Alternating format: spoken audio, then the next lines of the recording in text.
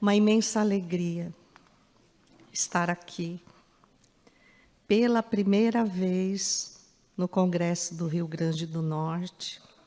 Posso até dizer que pela primeira vez no estado do Rio Grande do Norte, porque a única vez que eu vim a instituições pequenas e muito rápido, não consegui aproveitar essa hospitalidade, esse carinho que exala do coração de cada irmão deste estado.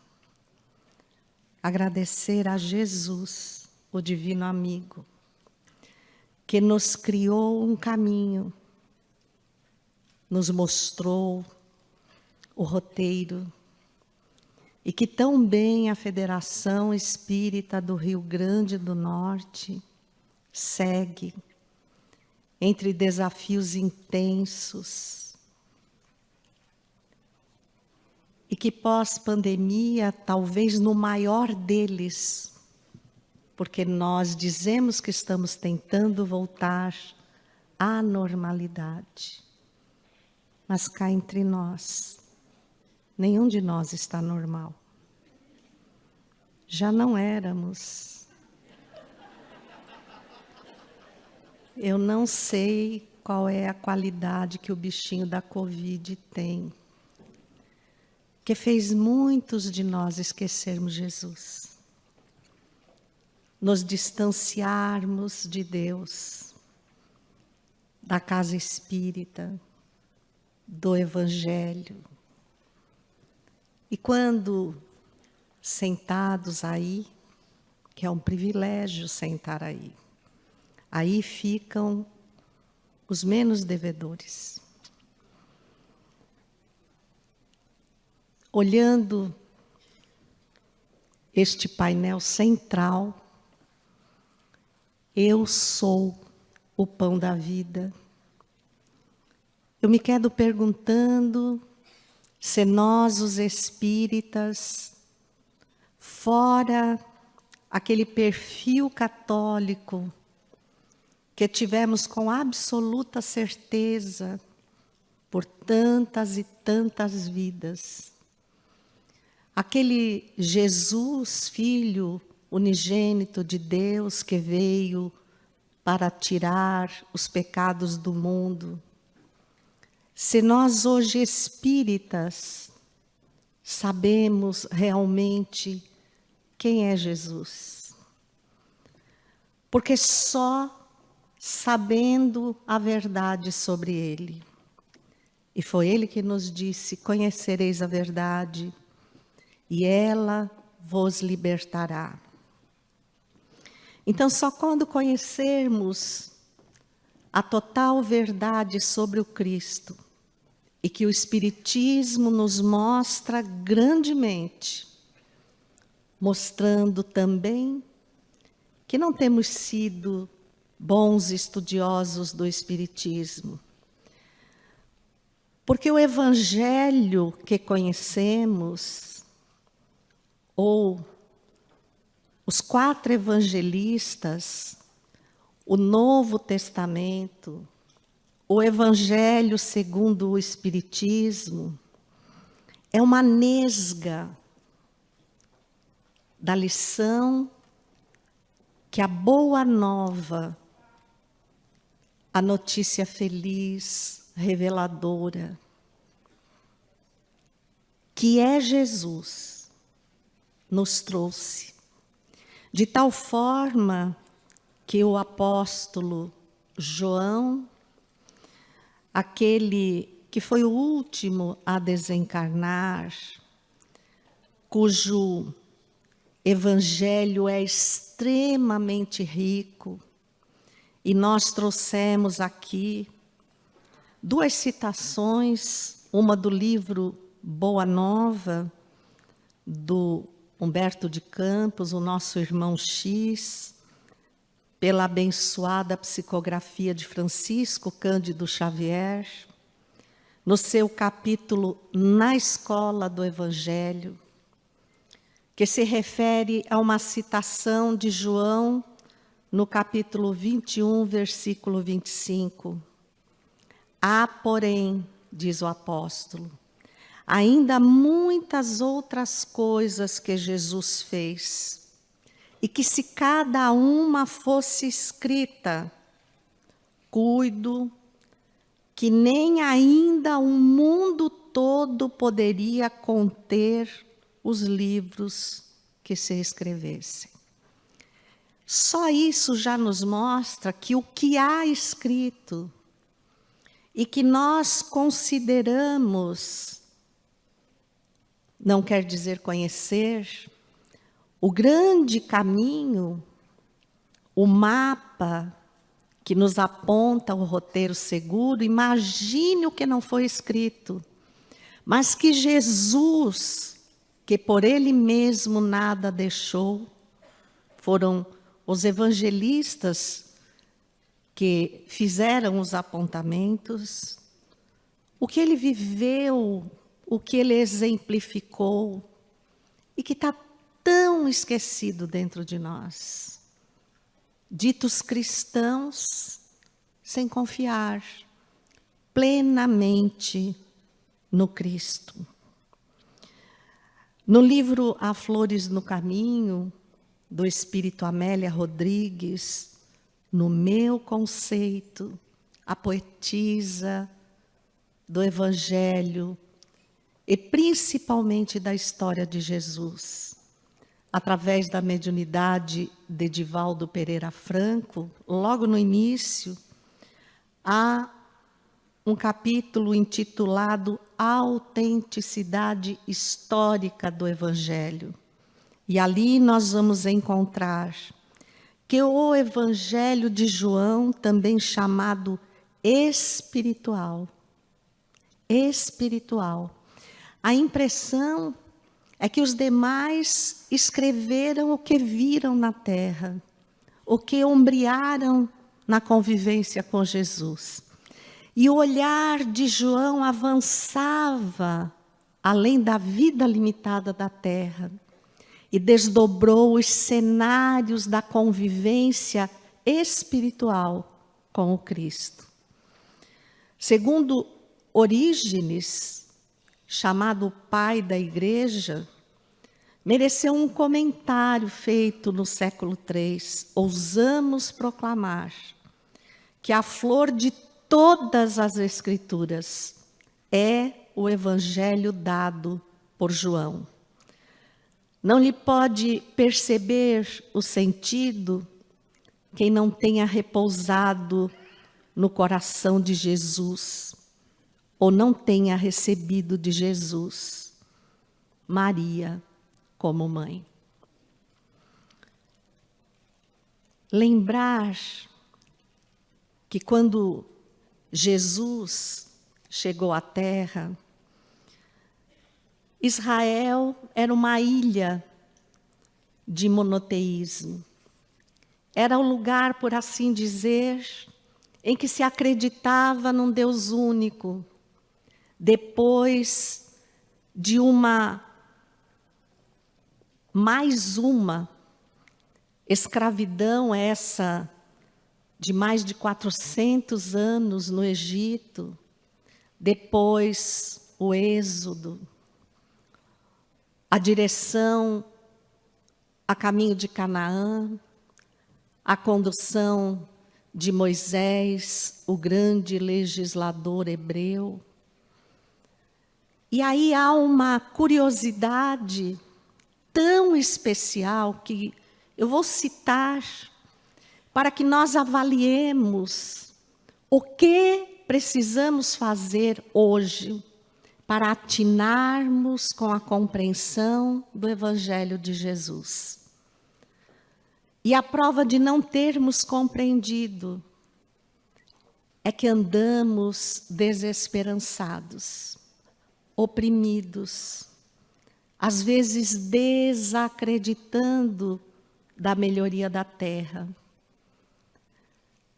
Mas espíritas, trabalhadores do Consolador prometido, nós temos que ser as cartas vivas do Evangelho.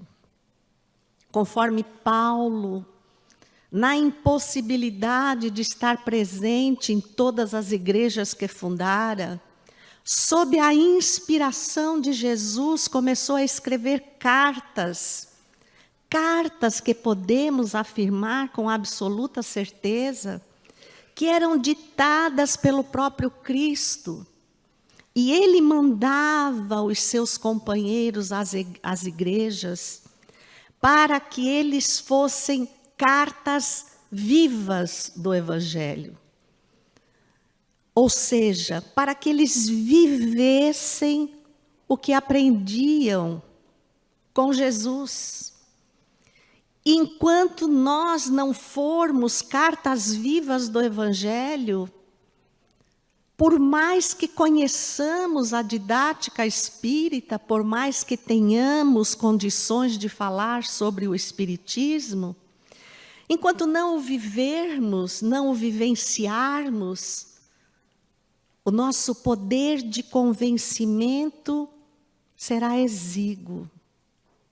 Francisco de Assis, nada mais, nada menos que João, o apóstolo, numa nova reencarnação, disse aos seus seguidores: ide e pregai.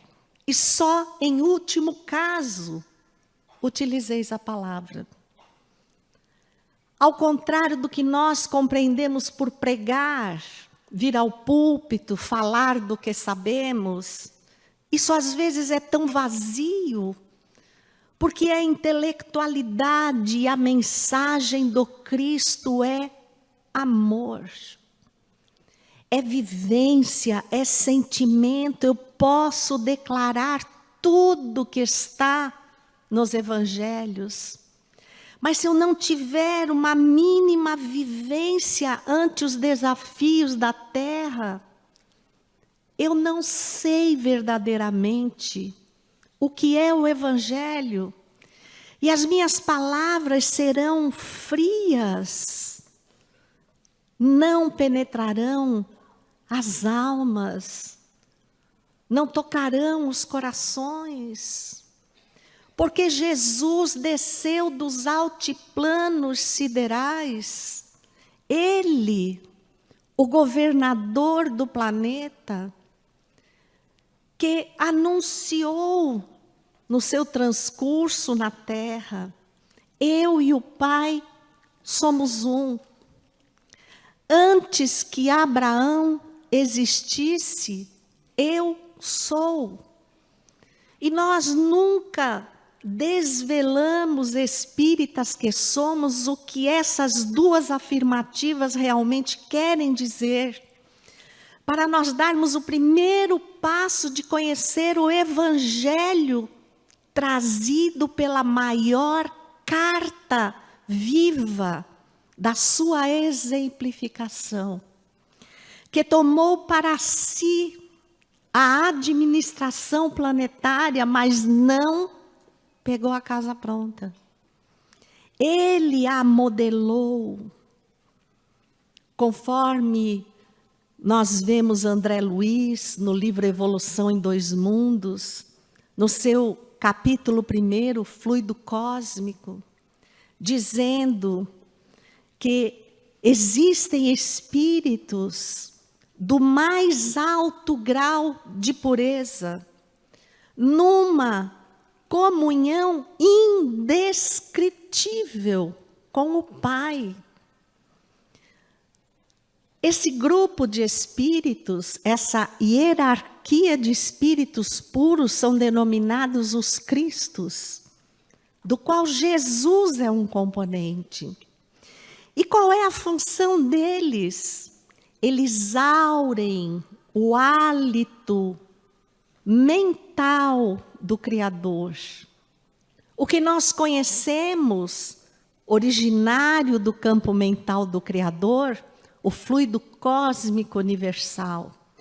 Com ele, Jesus e aqueles que ombreiam ao seu lado, construíram esta casa planetária, cheia de belezas, para amenizar o nosso caminho de provas e expiações, para que ao olhar uma árvore, uma flor, uma praia, que aqui é tão rica, uma cascata, nós tivéssemos a certeza que aquela obra não procede das mãos do homem e que, portanto, alguém criou aquilo com tal desvelo para nós, ou nós não estamos sozinhos. Aquele exemplo de beleza é o convite das infinitas possibilidades que se desdobram diante de cada um de nós. Sem nenhum privilégio, vós sois deuses. Podem o que eu posso e muito mais. Aqui ele abrigou espíritos renitentes, abrigou espíritos exilados de capela, que ombrearam com espíritos primitivos, aos quais deveriam contribuir com a sua intelectualidade, alavancando o progresso e diminuindo o egoísmo, o orgulho, a prepotência, todos frutos do egoísmo, como está na pergunta 913 do Livro dos Espíritos. E quando nós tomamos A Caminho da Luz de Emmanuel e começamos a folhear aquele livro que inicia dando conta desse projeto sideral de criação da Terra, dos espíritos que aqui estão agasalhados, e segundo o nosso irmão Elahá, porque ele é um espírito iluminado, então eu estou vendo ele ali na escuridão. Ele tem uma palestra que eu considero excepcional. Intolerância religiosa. Ele desfila com muita propriedade que aqueles intolerantes, pasmem, ainda muitos deles permanecem hoje aqui e não avançarão na condução deste Cristo que é Jesus, como os outros, as outras moradas também têm os seus Cristos, os seus condutores, não o seguirão depois de tanta coisa que ele nos deixou, sendo que veio vestir-se de carne. Então ele abrigou-se num corpo biológico. E certa feita, eu queria definir o que representaria Jesus num corpo físico.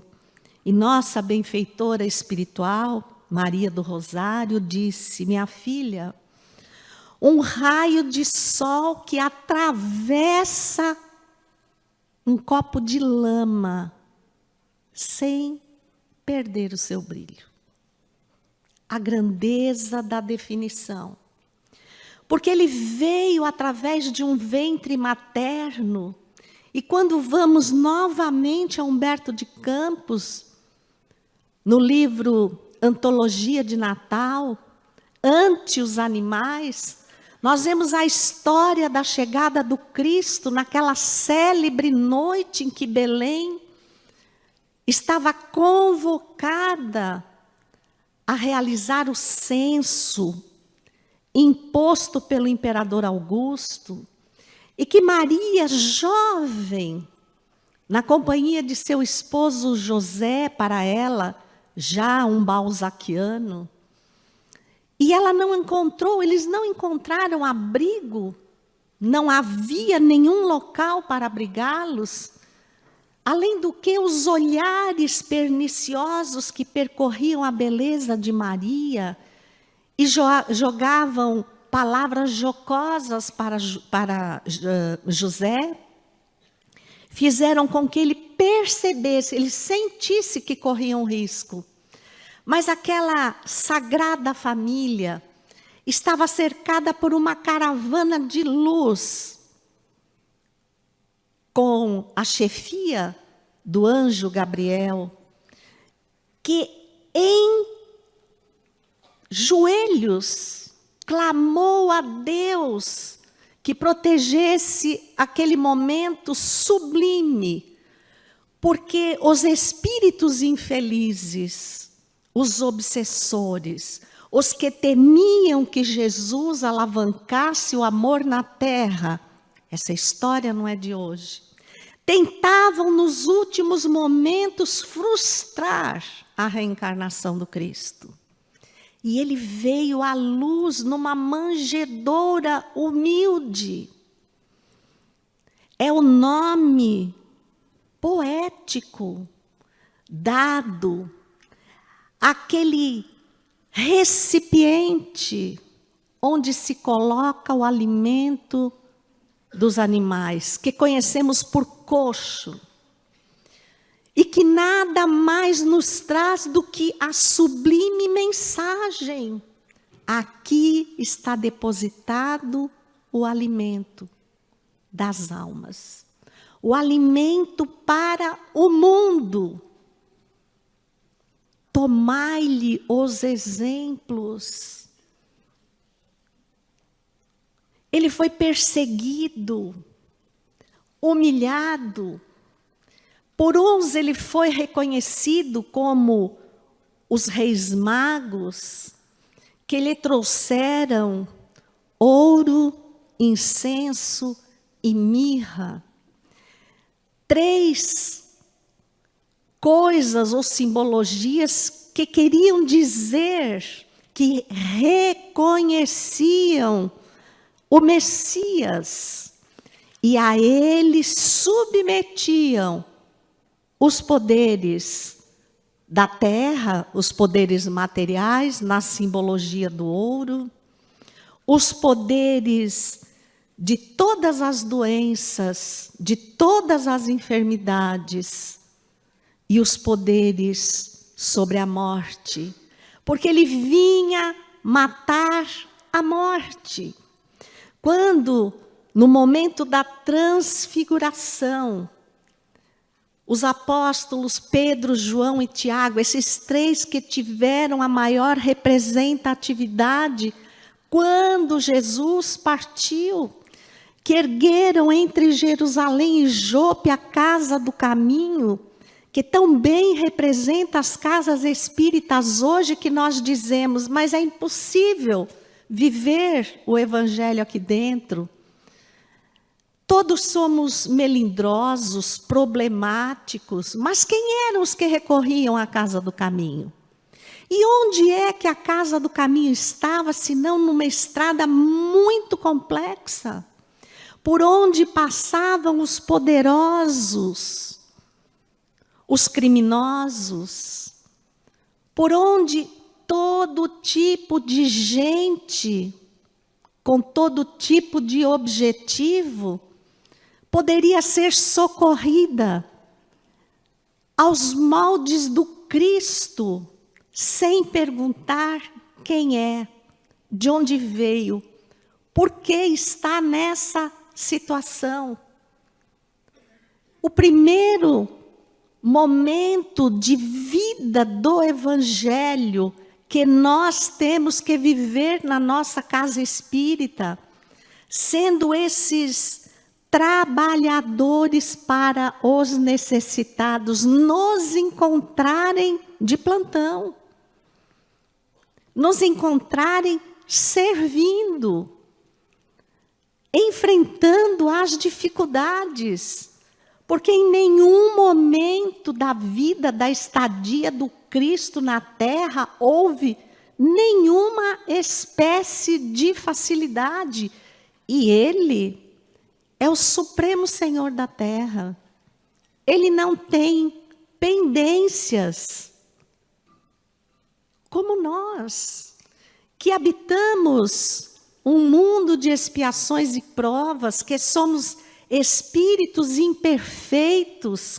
Claro que os desafios se sucederão, Primeiro, como consequência daquilo que fazemos, e depois, como necessidade do aprendizado que ainda não conseguimos atingir. E nós enxergamos como obstáculos, dizendo que é hora de parar. Então, veio a pandemia, qual é o problema maior que vivemos? O esvaziamento da casa do caminho, das casas espíritas, seja pelos trabalhadores, seja pelos frequentadores, seja pelos evangelizandos. Onde está a família do Cristo em momento tão grave da terra? Quando tomamos em nossas mãos o livro Há 2000 anos, e vemos aquele senador Públio Lentulus, arraigado às leis judaicas, assim como Saulo de Tarso, posteriormente Paulo, honestos, arraigados às leis judaicas, altamente intelectualizados e vazios de amor. Vazios de amor. Na vida dos dois, em algum momento, apareceu Jesus. E na nossa também. Insistentemente, nas horas de dificuldade, é com Jesus que nós podemos contar para saber qual é a saída. É só pegar o Evangelho.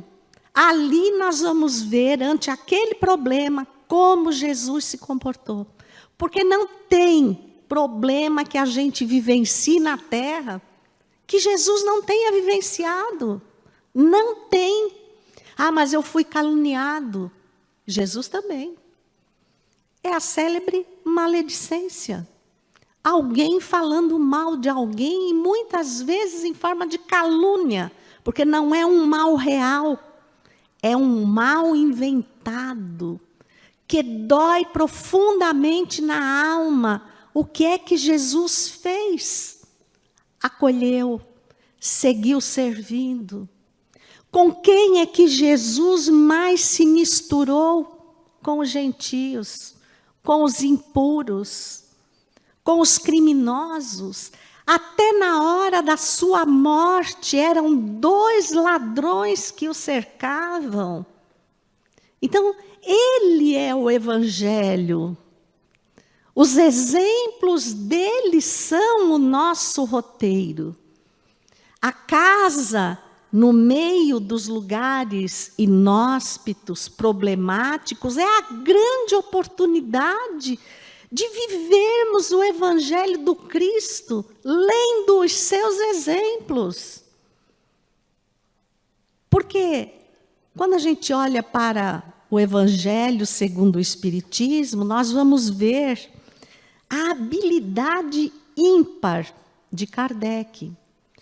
Porque ele deixou de lado tudo que pudesse gerar discussão, contrassenso, e utilizou os exemplos morais do Cristo. E aí, eu até peguei aqui uma sequência dos capítulos do Evangelho. Olha que grandeza esse espírito que é Allan Kardec. O roteiro ímpar que a sua mente excepcional, de uma inteligência invulgar, nos colocou. Primeiro exemplo que Jesus nos trouxe: eu não vim destruir a lei. Então eu não vim me opor ao que já existia. Ele veio acrescentar amor. Nos ensina a lidar com as diferenças, com os que não pensam como nós. O que nós fazemos com eles? Acrescentamos amor. Meu reino não é deste mundo. Então, ele nos disse: bom, vocês precisam viver nesse mundo, é um campo de batalha. Ali vamos aprimorar, desfazer-nos das cascas, das más inclinações e apurar, conquistar virtude. Mas quem somos nós para conquistar virtude? Pois é, mas lá na pergunta 893 do Livro dos Espíritos diz que toda vez que nós não nos deixamos arrastar por uma má inclinação, já estamos conquistando virtude. Então, cada vez que eu vejo alguma coisa que não é bom, que eu tenho inclinação, mas eu resisto, eu já estou alcançando virtude. E depois a pergunta 909, que nos diz, Kardec pergunta se era possível nós nos livrarmos das nossas más inclinações enquanto estamos sob a casca da materialidade, que não nos recordamos efetivamente daquilo que somos, integralmente falando. Ele diz que sim, e às vezes com muita facilidade. Isso é doído. E acrescenta, como não tendes vos esforçado para vencer as más inclinações? Então, meu reino não é deste mundo. Passei e passem vocês por este mundo, utilizando do material que ele ofereça para engrandecer a alma. O que nós fizemos? Nós praticamente estamos vendendo o Cristo. Nós falamos que Judas o vendeu por 30 moedas de prata. E nós? Quando vamos delegando as nossas responsabilidades como servidores do Cristo, como cartas vivas do Evangelho, para amealhar um pouco mais e um pouco mais e um pouco mais para desencarnar e deixar. Há muitas moradas na casa de meu Pai. Então este é um mundo de provas e expiações, mas vocês não vieram para ficar, eu vou vos ensinar o caminho. Ninguém poderá ver o reino dos céus, se não nascer de novo. A reencarnação, apregoada e justificada como a oportunidade ímpar de nos renovarmos sempre. Capítulo 5, bem-aventurados os aflitos. Ele está louvando que precisamos permanecer rodeados de problemas. Não, ele está louvando a nossa inquietação. Alguém fazendo alguma coisa para vencer as dificuldades que chegam. É essa aflição. Para isso ele veio, o Cristo Consolador. E quem o reconheceu? Os pobres de espírito, os humildes, os simples, os puros de coração, aqueles que não estão movidos por interesses mesquinhos, aqueles que sabem que a reencarnação e a materialidade é um meio, mas não é o fim, não é o objetivo. É necessário, mas não está aqui na Terra o indispensável para a nossa felicidade. Os brandos e pacíficos, os misericordiosos, porque ao sermos mansos e pacíficos, ao compreendermos a misericórdia, nos amaremos, ou melhor dizendo, reconheceremos a nossa condição. E ao reconhecermos, nos empenharemos para vencê-la. Nesse exemplo de amor, que não é esse amor ego, esse amor apego, é o amor respeito, é o amor que ergue, é o amor que traz a esperança, que afasta o desânimo, que nos faz olhar o bem no mais eminente mal, ao contrário do que vimos fazendo. E por fim, amai os vossos inimigos.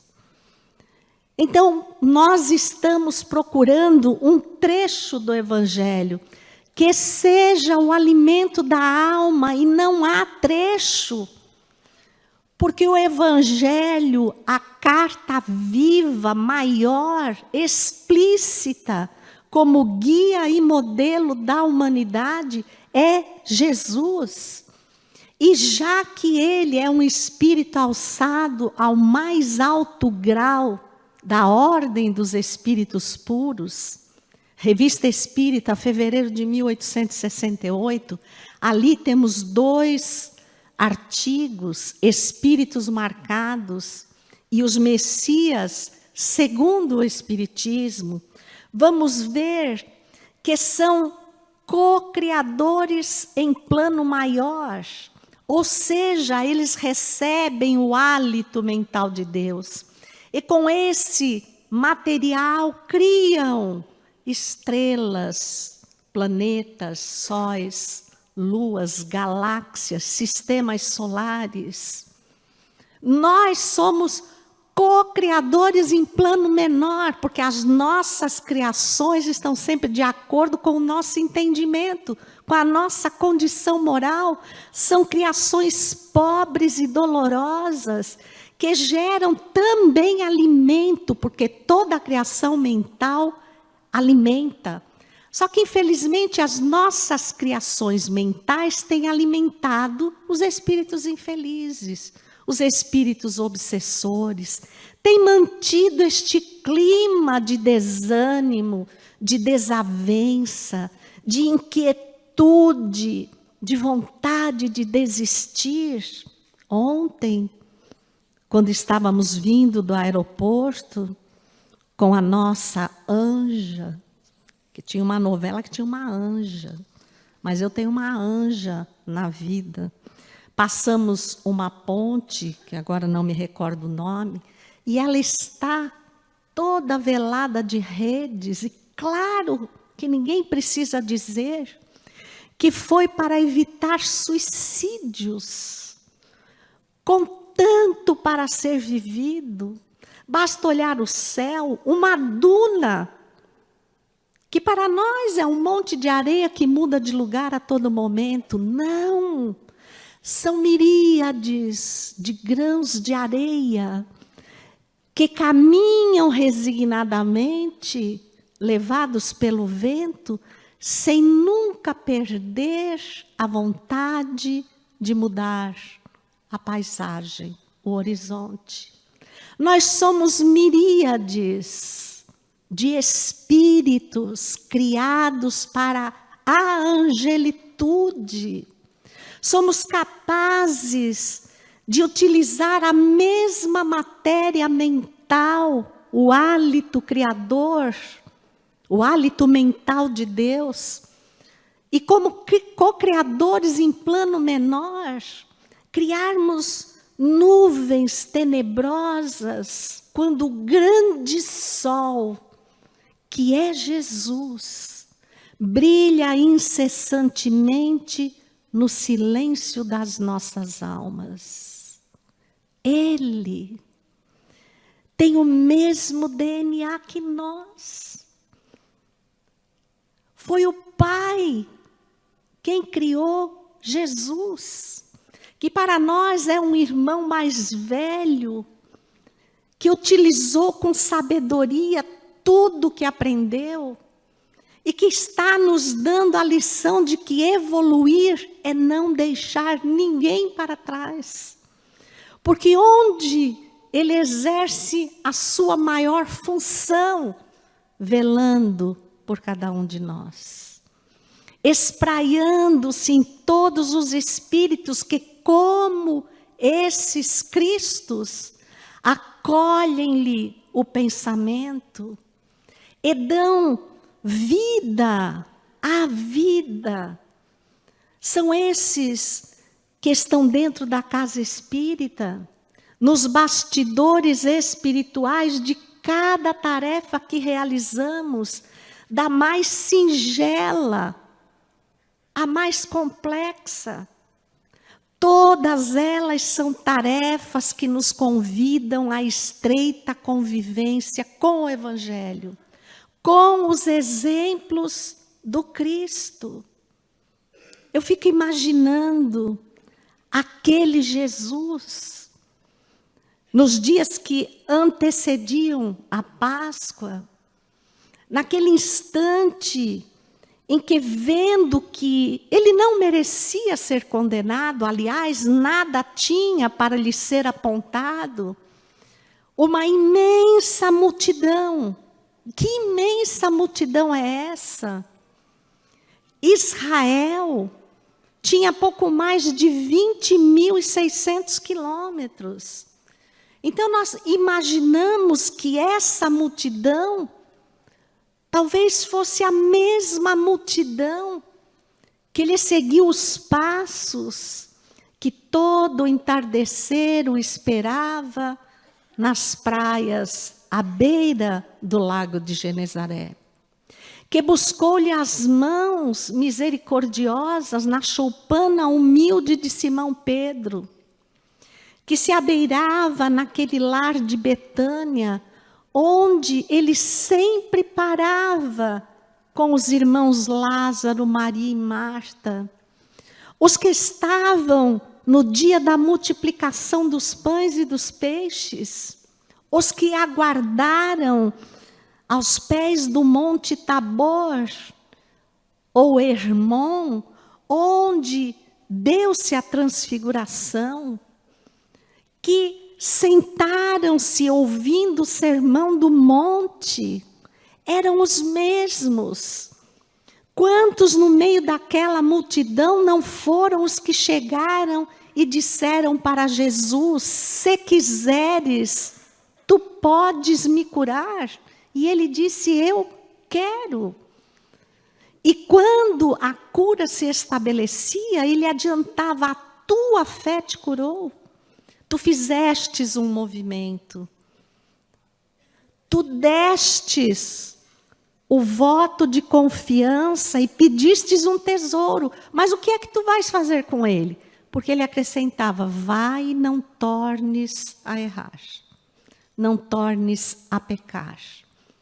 Pecar, naquela época, queria dizer errar o alvo. E nós demos ao pecado uma conotação tão pesada, que durante diversas reencarnações carregamos o fardo de pecadores, muitos pecados mortais, e acreditamos que somos vítimas inertes, sem capacidade de fazer um movimento que Jesus confia que nós faremos, que nós iremos fazer agora, que é entrar nas arenas onde estão as feras mais perigosas, que são as que moram dentro de nós.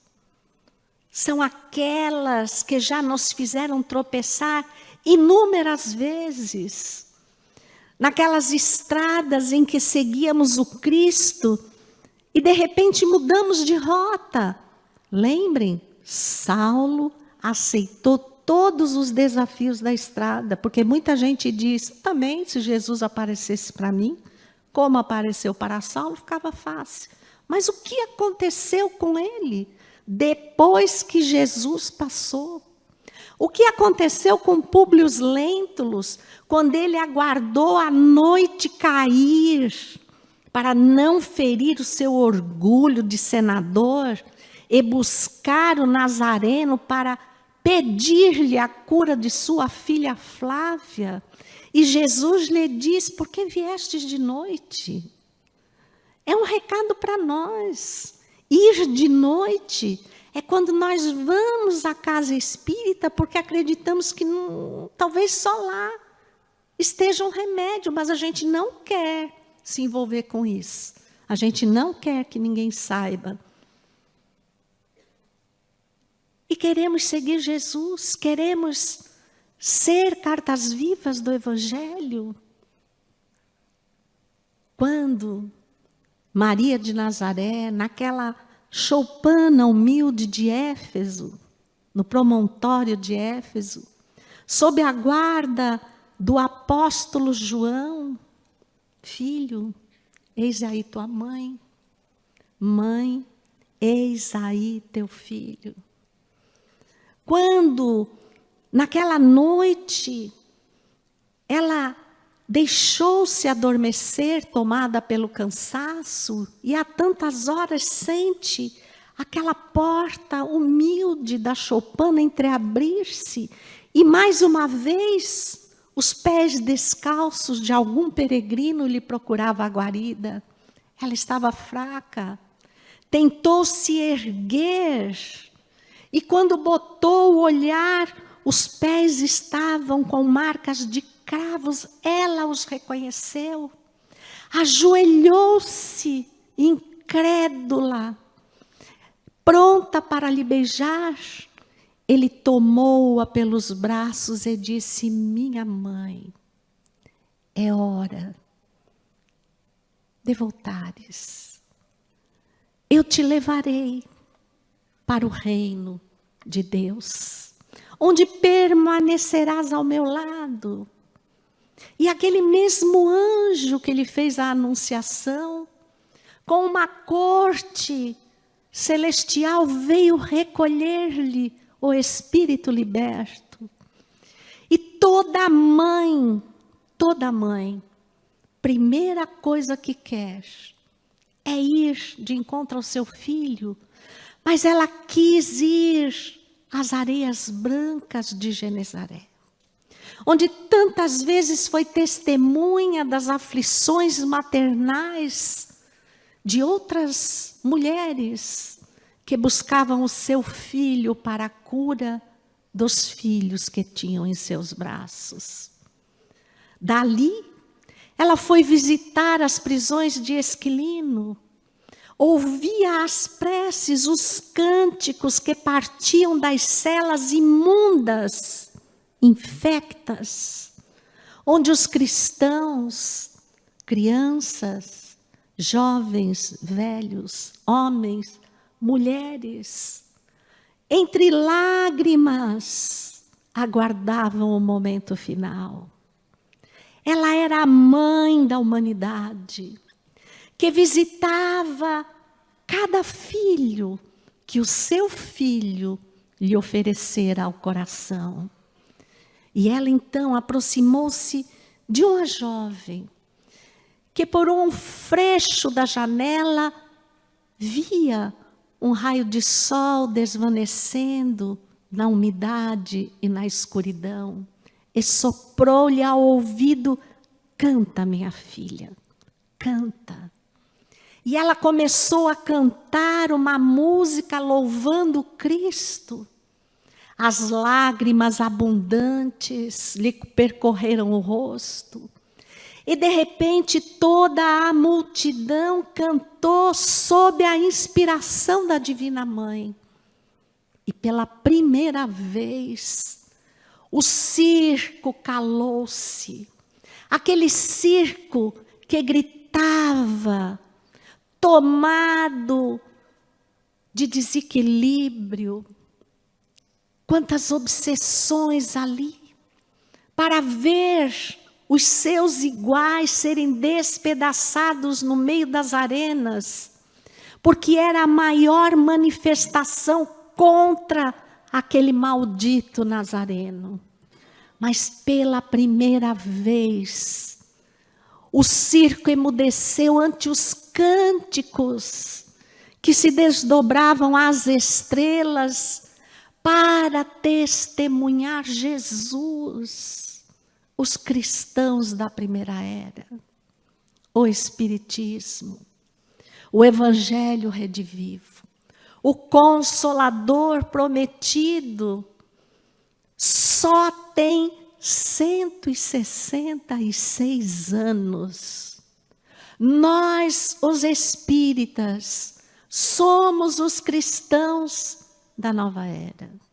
E os espíritos, em todas as casas, clamam para que tenhamos bom ânimo, para que tenhamos coragem, Porque se naquele instante da transfiguração do Monte Tabor, Jesus se fez ver em toda a sua grandeza entre os espíritos de Moisés e Elias, à frente apenas de Pedro, João e Tiago, hoje os espíritos falam para todos nós.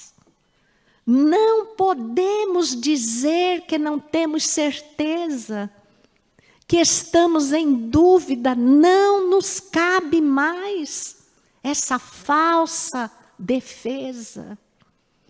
Eles cantam para que nos ergamos dos testemunhos que nos visitam e visitarão cada vez mais intensos. Recorramos ao capítulo 18, Sinais dos Tempos, de A Gênese. Todas as dores se multiplicarão, não para acabarem conosco, para nos forjar na resistência da fé lúcida, aquela que encara a razão face a face em todos os períodos da humanidade. O Espiritismo é o Evangelho redivivo, que tenta recuperar das religiões que se quedaram dominadas pelo interesse pessoal, para trazer de volta a terra aflita, como aquela da época de Jesus, a presença imorredora do Cristo. E nós, os espíritas, somos a multidão que já passou inúmeras vezes pelas suas mãos, a quem ele já se apresentou inúmeras vezes ante os nossos passos, convidando-nos. Por que me persegues, Saulo? Por que me persegues? Senhor, que queres que eu faça? Essa frase anda engasgada, como quem não conhece o Cristo, quem nada sabe sobre Ele. E já se escuta lá fora, infelizmente, pós-pandemia, a voz, o grito estentoroso da materialidade, do materialismo, tentando se restabelecer na terra.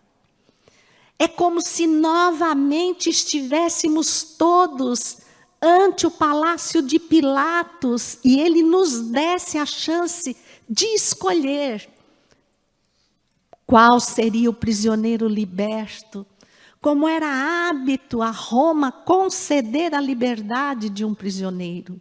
E quem ele colocou? O pior dos piores. E aquele que, embora ele fosse covarde demais para absolver, porque não agradaria o poderio romano, e também nada tinha para acusar, ele transferiu a responsabilidade para o povo, porque todos diziam, uma multidão segue esse Nazareno. E ele deve ter olhado e dito, bom, essa é a multidão, é a lógica. Então eles vão escolher o Nazareno. E quem eles escolheram? Barrabás. Porque lhes falava a fundo a condição moral em que se encontravam. Então, o Evangelho é o alimento da alma.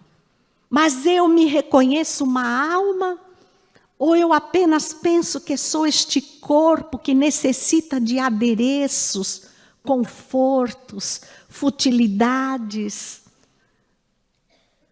Esse corpo que, para se divertir, muitas vezes busca os recursos de um cansaço desnecessário, de todos os vícios para libertar uma alma que de todo o infinito vem sendo convidada a seguir Jesus. Ah, os que conseguirem se manter de pé, os que passarem na porta estreita, os que souberem, tiverem certeza de que a terra está indo em direção à regeneração, porque esse Espírito é infalível. Então o seu projeto vai adiante. Feliz daqueles que, quando passada esta comeada de desafios, quando a terra realmente for envolvida por um hálito de amor, quando a crueldade bater em retirada, porque não encontra mais corações prontos para agasalhá-la, aí sim, no mundo espiritual, haverá uma tertúlia nas arquibancadas das estrelas. O nosso Jesus será visitado e parabenizado por outros Cristos. Espíritos de todos os lugares aportarão em torno da terra. E nós veremos o planeta dito pelos astronautas, o planeta azul, agora incandescente de luz. E de repente, ao nosso lado, param alguns outros que nunca antes visitaram a Terra e escutamos-lhe os comentários. Será esse aquele planeta que há pouco tempo abrigava todas as intolerâncias, guerras, corrupção, delitos, imoralidade que se tornou normal, pandemias físicas e morais? Será que é esse? E nós, os convidados, ao momento mais ímpar, porque nós fomos convidados, nós podemos nos considerar privilegiados por estarmos vivendo agora na terra. Nós nos ergueremos e com lágrimas diremos: é verdade. Nesse momento de escuridão, de guerra, de temores, eu estava lá. E como saístes? Pela arena da vida.